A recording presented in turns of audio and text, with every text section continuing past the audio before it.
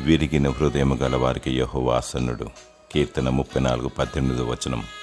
ఈ లోకములో మంచివారు మరి చెడ్డవారున్నారు. నేటి కాలంలో మంచి అంటూ లేదు. స్వార్థముతో లోకం నిండి ఉన్నది. లోకంలో ఉన్నదంతా నేత్రాశ, శరీరాశ, జీవపు డంబము కలదు. ప్రతి మనుషుడు స్వార్థాన్ని కలిగి ఉన్నాడు. ఇలాంటి వ్యక్తుల ద్వారా నీతిమంతుడు, యథార్థవర్తనుడు శోధన మరియు వేదనకు గురి అవుతున్నాడు. నీవు ఇతరుల ద్వారా కలుగు రకరకాల సమస్యలతో కృంగిపోతున్నావా? కుమిలిపోతున్నావా? అపనిందల పాలై అవమానానికి గురి అవుతున్నావా? అధైర్యపడకు.